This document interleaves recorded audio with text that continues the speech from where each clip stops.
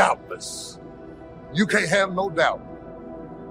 You can't have no doubts. I'm not talking about other people believing for you. You got to believe this for yourself.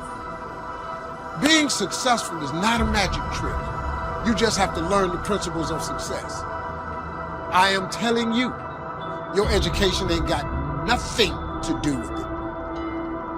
It's your dreams and visions. A man without a dream or vision shall perish.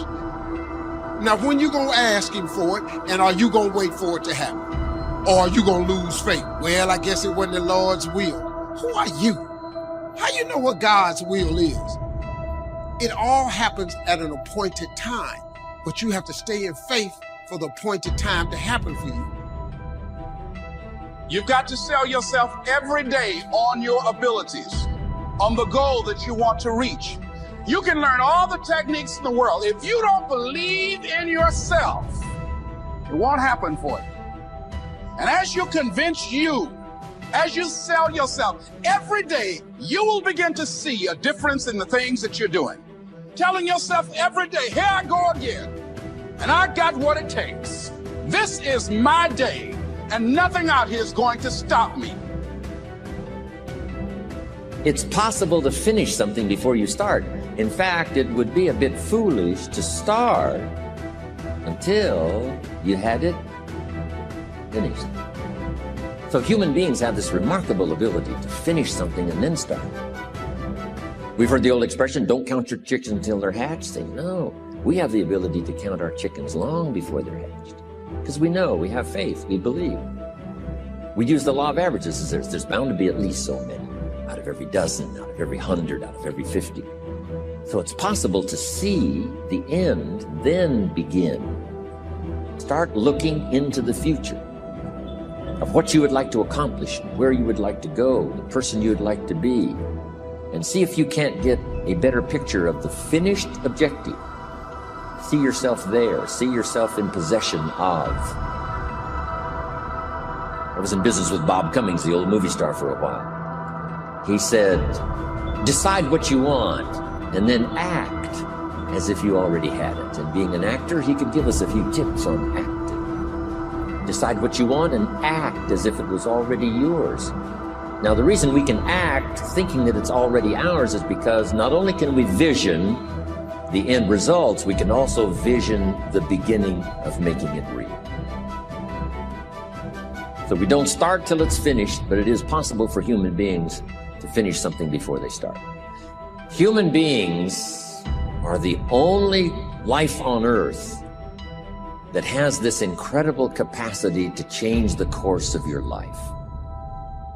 No other life form can do that. Every other life form except humans seems to operate simply by instinct and the genetic code. In the winter, the goose flies south. How often? Answer, every winter. If you said to the goose, hey, it'd be better this year to go west, he ignores that advice.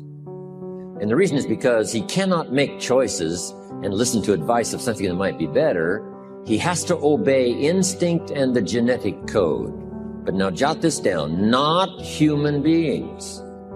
Human beings can alter the course of their life.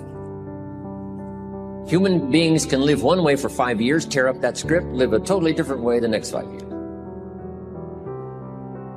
The first 6 years of my economic life, I wound up broke. The second 6 years, I wound up rich. Someone says, how did you do that? Here's number one. I discovered I was not a goose. Someone says, don't you have to do the second 6 years like you did the first 6 years? And jot this down. No, you don't have to live the second 6 years like the first 6. You can use all the information and all the advice and repairing all of your mistakes and adopting a new and refined philosophy so that the next 6 years can be totally different than the last 6. Are you letting your circumstances talk you out of what God put in your heart? Now you've quit believing? God still wants to bring it to pass, but you have to get in agreement with Him and say, God, I still believe it can happen. The odds are against me, but I still believe I can accomplish my dreams.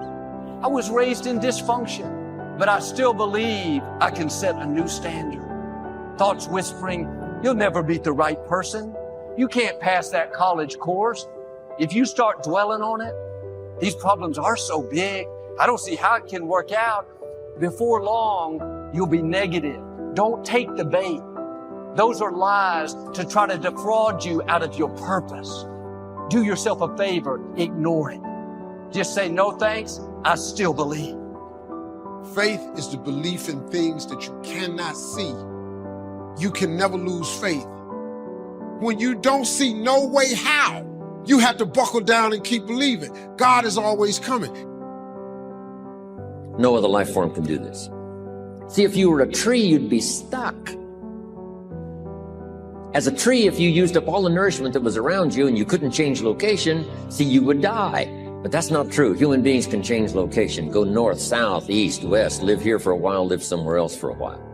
So that's a note to make. You can greatly alter the course of your life. Now here's the next note to make. 5 years from now, you will arrive. The question is where? This is for mature people now. If you keep up your present disciplines and keep up the present pace that you're on, where will you be in 5 years? Boy, it's easy to say, hey, I haven't really thought about that. So now make this note. In 5 years, here's the probability. You will either arrive at a well-designed destination or an undesigned destination. Well-designed or undesigned. And I promise you, 5 years from now, you really don't want to arrive at an undesigned destination. Because you may very well wind up wearing what you don't want to wear, driving what you don't want to drive, living where you don't want to live, maybe doing what you don't want to do. Simply because you didn't design a better destination. Key phrase, up front, the decisions are easy. Now, sometimes after we've lived a few years now, to repair our mistakes and get back on track seems like a tough job. If you've messed up your health for 10 years, I'm telling you, it takes more than 10 days to get it back. But here's the key, and it's so exciting to talk to the teenagers. Make the note, if you start early, the fortune belongs to you. If you start early.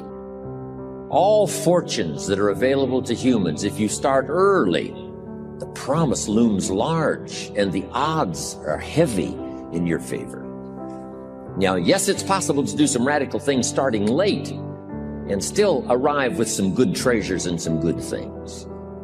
But when you haven't got that much time left, now sometimes the decision has to be so drastic, people are not willing to make it and they're too tired and too weary and too ill. And say, look, I don't have much time left. It's not going to happen for me anyway. It's easy to take that attitude. But everyone here, we've got the time over the next 10 years. We've got the time the next 20 years. We've got the time the next 30 years to make some repair now in our errors of the past and set up some new disciplines. And I'm telling you, that's going to change everything.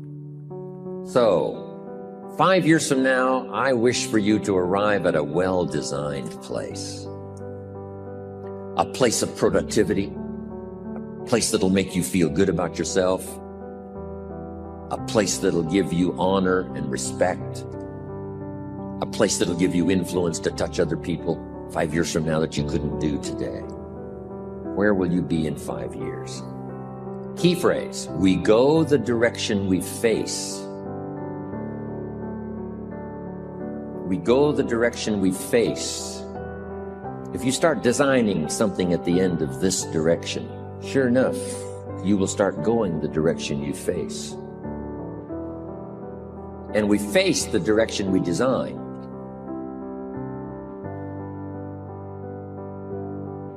Don't get talked out of what you're believing for.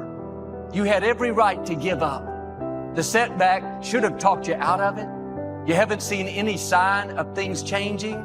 All the facts say it's impossible. Your attitude is, that's okay. God can do the impossible. Don't get talked out of your dreams. The disappointment is not going to cause you to get discouraged. The people who don't believe in you is not going to dampen your faith. The environment you were raised in is not going to stop your destiny. Your time is coming. What God put in your heart is still on the way. Guess how quickly you can change your health? By starting to eat an apple a day. Mama said an apple a day keeps the doctor away. Let's say you've been ill long enough, and you've had health problems long enough, and you say, that's it. That's over. I'm going to now start a program. You don't have to really revolutionize your whole health life. Just start with an apple a day. You say, well, is it that simple to change your health life? And the answer is yes. The key is just to start. You know, you pick up a book on good health and you get halfway through the book and it says, now, dear reader, set this book aside, fall down on the floor and see how many push-ups you can do. And then it goes on to say, and if you have not done that, why not give this book away? It looks like you're not going to do it. Come on, you don't have to radically do something. You can gain momentum and make changes as you go. Just start. Here's what happens when you start a new direction. Self-esteem starts to accelerate. It doesn't take much for you to feel good about yourself. Just committed to a new direction and you feel good. And an apple a day, committed to finally having a health program that'll make you the healthiest you've ever been in the next 20 years. All you got to do is munch on that first apple, and nobody even has to be around you, and you don't have to announce it to the world. But you munch on that first apple and say, this is the beginning of developing a health program that's going to make me so healthy I'll have the vitality to do whatever I want to do for the next 30 years of my life. Munch, munch, happy, happy, self-esteem off the scale. Now, if you eat an apple the second day, you become almost delirious, saying, wow, I'm on my way. Somebody said, just 2 apples? Says, look, you don't understand. Not only did I do it yesterday, I've done it again today. This is really proving to myself with no audience, no microphones, no nothing, just you and yourself. You've convinced yourself, I'm on my way to the healthiest I ever have been. I'm starting a new life. This is the second day. I'm on my way. That's how easy it is to change your life. You don't need some dramatic vision. Just begin something. And maybe by health or by whatever other things we can think of to do, you just get back on a better track. Okay? It's a small journey to changing direction. We find ourselves when we discover our purpose. Nothing is better than for a person with a plan for his or her life to find themselves, find that purpose. It does not matter where you sit. It does not matter what you have on. But if you don't have purpose in your bowels, you cannot do what God has called you to do.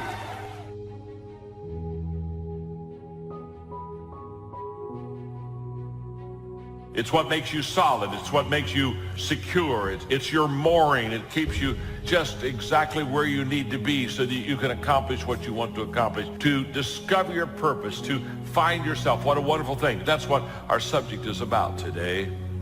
But if you don't have the tough tenacity, God-anointed, purpose-driven life, you will give up and walk away. But there are some of us that have nothing to walk away to. If it's fight, we just got to fight. We're like the woman with the issue of blood. If I have to crawl to get there, then I'm getting on my knees. I still got to go. But there's a second challenge. Once we find our purpose, discover why we're here, there's a second challenge that we have, that we face, and that is to lose ourselves. And we lose ourselves when our purpose becomes bigger than us. To find a purpose, how important. But then to take that purpose and place it in a position with people that has eternal factors involved is to lose yourself and to go to another whole level of life and another level of living. Very few people find themselves and lose themselves. Place that purpose in a position that is so much bigger than us that we can literally lose ourselves in the process. In a time of change that's taking place around the world, in a time when people are feeling a great deal of anxiety and fear and reservations about the future, at a time when people are going to work and don't know whether or not they will have a job when they get off, and not necessarily because of their performance, but because of what's happening in the economy, at a time when there are challenges more so than ever before in personal relationships, that many times I'm sure that We've all taken time just to stop and reflect many times when we hear what's happening in the news or read the newspapers. And so I think that now more than ever, we must begin to look at what are the things that we can do will enable us to do some things and use some powers that we have that many of us go through life never ever discovering that we have those things going for us. And part of that, I believe, is knowing what it is your life worth. What is it that gives your life a sense of meaning and purpose? Because once you find that, it puts you in your power place. See, if you know what your life work is, I encourage you to start working on it. If you can't do it all at one time, do just a little bit of it. And if you don't know what it is that you showed up to do, if you don't know why you're here, I encourage you to find out what your purpose is here. What is the meaning of your life? Once you identify it, you have to invest in it. You have to support it. You have to put yourself in an environment where you can shine. So the first question we have to ask ourselves this morning is, how do we find ourselves? That's challenge number one. And we find ourselves when we discover our purpose. The world is so full of apathy. It's so full of average. A person with passion always stands out. It sets us apart. It sets us above the crowd. That once you have passion and once you have a sense of energy in your life, it just sets you apart. It distinguishes you. It already gives you what I would call a head start in success in life. There are way more followers in the world than there are leaders. Never assume people think of you the way you think of yourself. What perceptions are you creating? If you're going to put these negative perceptions out there about yourself, at least be conscious of them. So I'm saying that we have to work through the challenges of life in learning how to begin to work to fortify ourselves. I can live my dream. I can find my purpose in life. I deserve more for myself.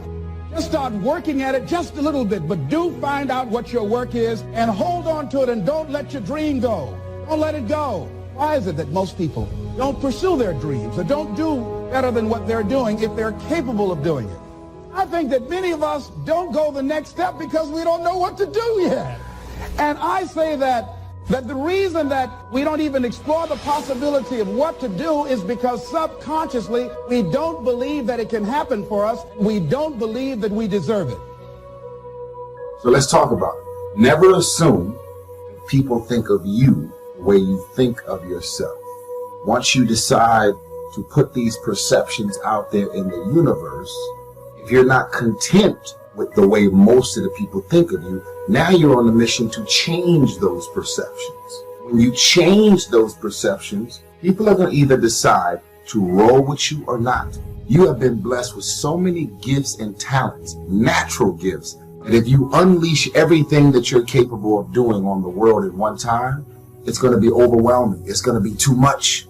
You are a gift from God. You have so many talents. If you drop too much on people at one time, it's going to be overwhelming. There are going to be plenty of times in your life when you're not happy. There might be years. And so it's a shallow boat in a very rough ocean. Happiness is something that descends upon you. Everyone knows that. It comes upon you suddenly. And then you should be grateful for it because there's plenty of suffering. And if you happen to be happy, wonderful. Enjoy it. Be grateful for it. And maybe try to meditate on the reasons that it manifested itself. Because it can come as a mystery, you know. You don't necessarily know when you're going to be happy. Something surprising happens and delights you. And you can analyze that. You can think, well, I'm doing something right. I'm in the right place right now. I've done something right. Maybe I can hang on to that. Maybe I can learn from that.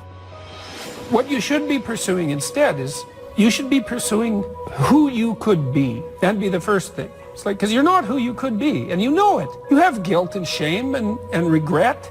You berate yourself for your lack of discipline and your procrastination and all your bad habits. You know perfectly well that you're not who you could be. And God only knows who you could be. And so that's how you should be that's what you should be striving for. And associated with that, you should be attempting to formulate some conception of the highest good that you can conceive of, that you can articulate. Because why not aim for that? Your life is short and it's troublesome. And perhaps you need to do something worthwhile with it. And if so, then you should do the most worthwhile thing. Figure out what that is for you and to dispense with those parts of you that are unworthy. And then maybe, if you're fortunate and you do that carefully, then happiness will descend upon you from time to time. And that's the best you've got. And then also perhaps during sorrowful times, the fact that you've strengthened your character and that you're aiming at the highest that you can conceptualize, that'll give you the moral fortitude to endure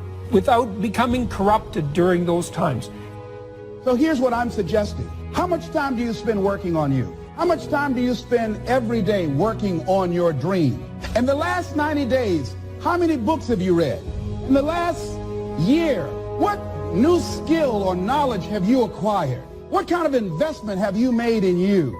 I'm saying that as you begin to look at where you want to go, if you want to make it today, and things are changing so fast you have to literally run to stand still, I'm saying that you've got to make some conscious effort to begin to work to develop you. Dream, and I'm here to tell you there are a whole bunch of you out there. You're adding value to the dream of somebody that you're working with. You're making a difference. So your purpose may not be just for personal use. It may be for corporate use or collective use. It may be bigger than you. Does that make sense? Passion. But the second question we ask ourselves is not only what am I passionate about, but what are my strengths? What am I good at? What is my spiritual giftedness? Because when God created you, he gave you gifts, spiritual strengths to enable you to find and fulfill your purpose. Disciplines undone in the future give us poor results. Discipline managed well gives us good results. We're affected by our dreams, our vision of the future. You want to make sure that the greatest pull on your life is the pull of the future. Some people live in the past and let their life be continually pulled and influenced by the past. And yes, we must remember the past and review the past to make it useful to invest in the future. Make sure that the greatest pull on your life is the pull of the future. If you're skimpy on your dreams, that isn't very well planned, then it doesn't pull very hard. Then you have more of a tendency to be pulled by the past or to be pulled apart by events or circumstances. So in order to save yourself from being pulled apart by distractions or pulled back to the past, you want to now start really designing the future so that the greatest part of your attention and pull, like a magnet, pulls you forward into the future to accomplish your goals. Goals are like a magnet. They pull, and the stronger they are and the more purposeful they are, the bigger they are, the stronger they pull. If you have excellent goals, here's what they also do. They pull you through all kinds of down days, down seasons. They pull you through distraction on every side that says, look here, look here, look here. Strong, powerful dreams like a magnet pull you through that. Some people get swallowed by the disaster because they have nothing on the other side of the disaster to pull them through. At the other side of the difficult time, at the other side of the down time. If you've got plenty out there to attract and pull, it'll pull you through all these things. And very little of it will attach itself to you. You'll be able to get through some of the most difficult times if you have this spectacular vision ahead of you of where you're going and what you're going to accomplish. Getting through will be easy.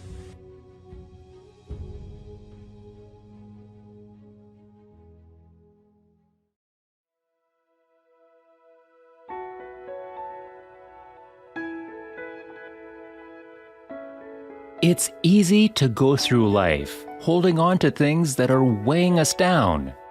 Guilt, worry, doubt, resentment. The problem is, when you allow these things in, they're taking enough space for the good things that should be there. Imagine your life is like a container. You were created to be filled with happiness, love, joy. But if you allow resentment in, it pushes out the joy. There's not space for both. You can only choose one. You cannot go above 100%. You have a limited amount of room if you allow guilt and worry to take up space. The reason some people don't enjoy their lives is because of their container. Their heart is contaminated with so many things. They have 10% anxiety, 15% bitterness, and mad at their friends and neighbors, 25% guilt and sabotaging themselves for their past mistake, 10% jealousy. They don't realize 60% of their container is negativity. They wonder why they don't have joy, peace, pride, because they have only room for 40% of what they should have. Give no place to anger. Give no place to fear. Give no place to resentment. It can't come in and automatically take over. Watch your thoughts. You have control over what you think about and what you choose to allow in. We all have negative emotions, negative feelings. You have to make the choice. And I'm not going to give this anger, bitterness, worry to poison my life. Every morning when you wake up, we need to empty out anything negative from the yesterday. Maybe somebody offended you at work or school and they didn't treat you right. It's easy to let that offense stay, but you have to be disciplined and keep telling yourself, no, I am not giving this offense any room. This day is a gift from God, and I am not going to let it sour my day. They hurt you once. Don't let them continue to hurt you by holding on to the offense. Being offended is not harming them, it's just harming you. Every morning, start your day with gratitude and empty out the guilt. Empty out the discouragement. And when the impurities come, when the infection comes, don't let it stay, let it pass. Keep your heart pure. If you do this, you're going to step up to a new level and life with more joy, more peace, and happiness. Sometimes we wonder why we can't get ahead and why we don't have any strength. It's because our thoughts are limiting us. You can't think defeat and have victory. Your life is going to follow your thoughts. You need to think power thoughts. Everything starts in our mind. I'm worried about my finances. I am stressed over my children. That's just drawing in more negativity. You will be amazed at what will start to happen if you start thinking positive thoughts. You will feel strength, courage, determination start to rise up. Proverb 4 says, "Be careful what you think, because your thoughts run your life." Are you thinking power thoughts? Or are you thinking defeated thoughts? In every moment, you're actually choosing which direction your life is going to go. Don't just think any thought that comes to mind. If it's negative, don't give it the time of day. If you dwell on those negative thoughts, you'll miss your destiny. When you're in tough times, the enemy will work overtime, trying to convince you that the problem is too big. He knows if he can keep you defeated in your thoughts, then he can keep you defeated in your life. When thoughts tell you it's not going to change, instead of thinking those weak thoughts, turn it around and say, yes, I have a lot of problems, but I've been armed with strength for every battle. Whatever God started in my life, He is going to finish it. But if you believing these lies that is too much, then you're going to feel overwhelmed and you'll get stuck where you are. Look at how big your God is. That obstacle is no match for Him when you believe all things are possible. Get your thoughts going in the right direction. You're not fighting this battle on your own. You are not alone. You have the most powerful force in the universe on your side and fighting for you. It is a fact that majority of people are negative, but you can't just fit in and keep thinking like everyone else. God is looking for people that are not discouraged by how big the opposition is. Negative thinking is contagious. All around us, there's negative news. Analysts telling us what could happen, how it may get much worse. It's good to be informed, but you can't let that poison destroy your life. Isaiah 8 says, "Do not think like everyone else." You don't have to fear the virus, fear the future. Just keep honoring God, and He will keep you safe. He will do what medicine can't do. When the majority are afraid and negative, you have to be on the offensive and say, "No, I'm not falling into that trap. I'm going to trust God. Everything is going to be better at the end. I'm going to think power thoughts. I was out riding my bike the other day. Most of the route is flat, but there's one very big hill. I like to exercise and enjoy the challenge. But this particular day, I was tired. And about 10 minutes into my ride, I started thinking, I don't want to go up that hill. I don't want to have to push. Wondering if I could make it up, and at one point, I received a phone call. I started talking as I was riding. About 20 minutes later, I hung up. I thought, okay, I don't want to go up that hill. When I looked around, I realized I had already gone up the hill. But because I was distracted with the phone call and not convincing myself that I couldn't do it, I made it up the hill with no problem. I wonder how many times we're telling ourselves what we can't do, thinking these weak, defeating thoughts, when the truth is, you have already been equipped to handle it. When God created you, He put in you everything you need to fulfill your destiny. Every morning when you wake up, tell yourself, this is going to be a good day. I am confident and strong. I have the favor of God.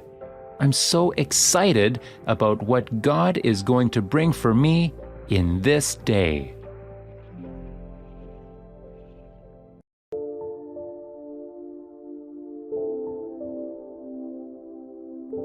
Mr. Bennett continues, if one cannot arrange that an income of 24 hours shall exactly cover all proper items of expenditure, one does muddle one's whole life indefinitely. We shall never have any more time. We have, and we have always had, all the time there is. Isn't that well said? Let's consider some approaches to managing our time most effectively. The first approach is to ignore the subject altogether. The man says, I've been late all my life. I can't ever seem to get a handle on my time. Heck with it. I'll just struggle along the best I can. That's okay. It's your life, right? You can do with it as you please. But consider what this attitude might be costing you. Here's the second approach. Step down to something easier. Again, that's okay too. A man works for a company, then decides he wants to own one. When he gets that responsibility, comes to work before everyone else, leaves after everyone else, he now says, I would rather work for someone else's company. Hey, again, it's your life. Success is not a stereotype. There isn't just one model. Know clearly what success means to you and be comfortable with the price you pay for it. You might have heard the story of the little girl who complained to her mother that her daddy never had time to play with her. She said, why doesn't my daddy play with me?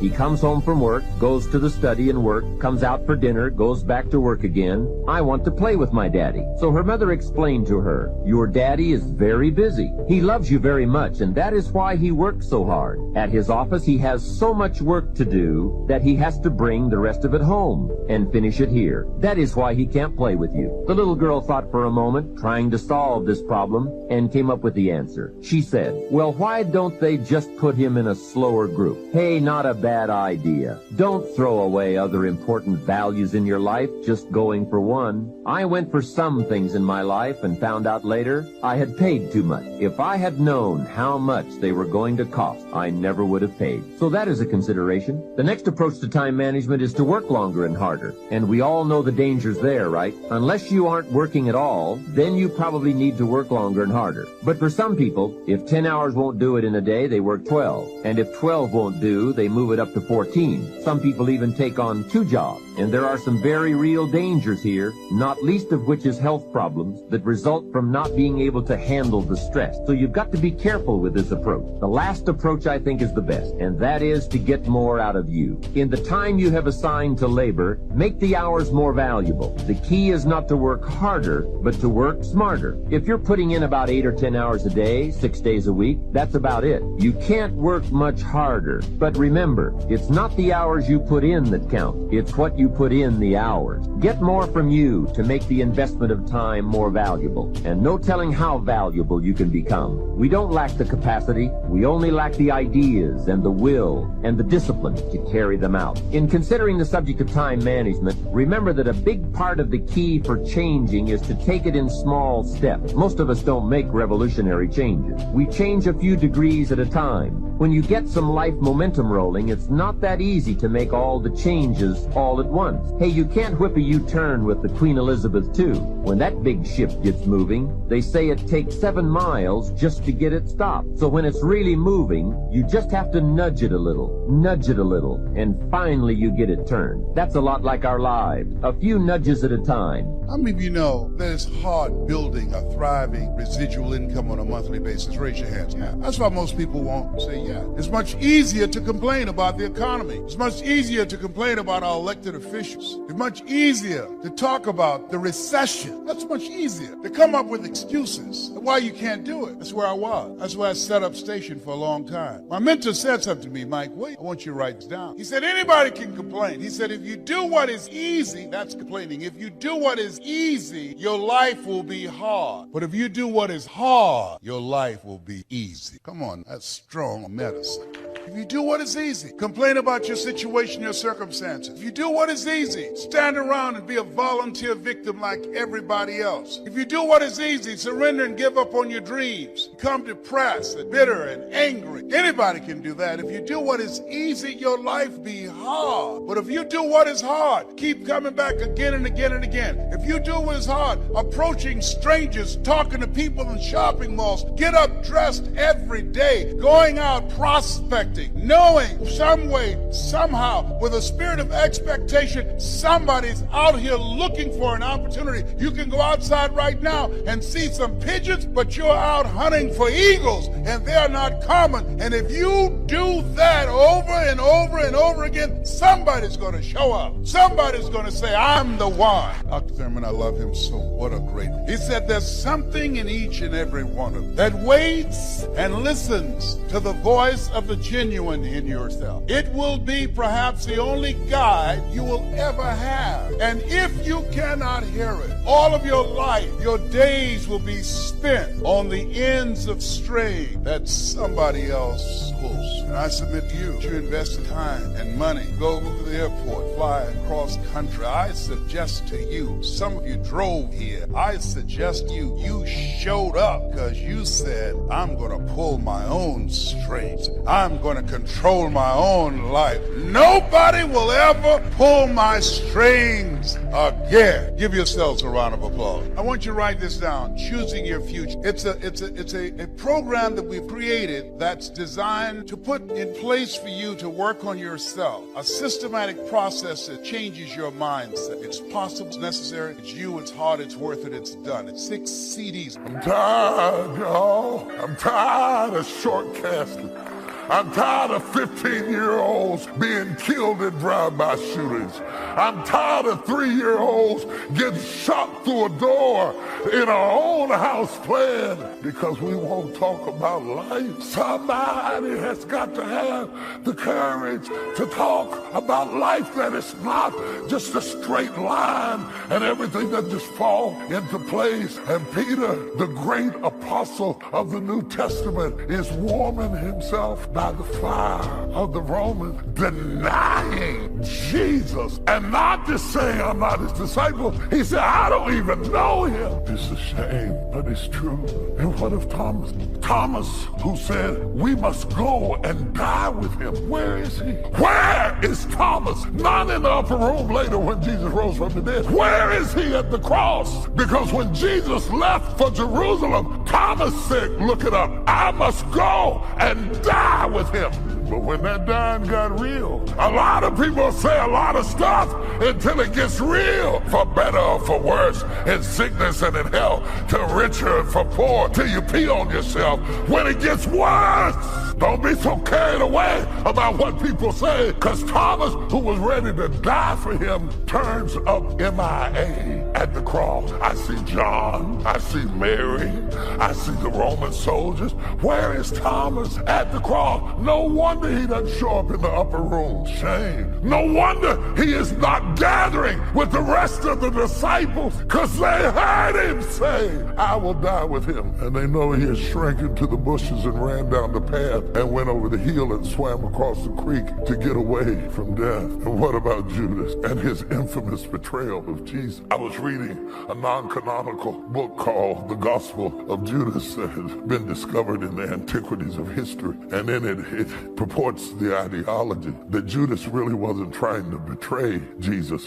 He was trying to put Jesus in a situation where he would have to overthrow Rome so that the kingdom could come. And he thought that if he got Jesus in an open confrontation with Rome, that Jesus would show his power and rise to power, and he would finally take on politics and stop healing sick people. Because I'm tired of you healing sick people. That's not why I'm following you. I'm following you because I want political power. And the trick blew up in his face, and he didn't know they were going to kill him. If he knew they were going to kill him, then why did he hang himself? He hung himself because he got caught in his own web, and it cost somebody their life. And some of us have made decisions that cost other people their lives and their careers and their futures. And it's hard to live when you got the masterful plot and the plot goes wrong. Can I go deeper? I want to submit, just for your curiosity, it could be possible that had Judas not hung himself, he could have got the same. He could have come and fallen on his knees and said, forgive me. And I know you don't believe it, but I will defend it. If Jesus could be down on the cross and say, Father, forgive them, for they know not what they do, while they nailed him to the tree, then surely,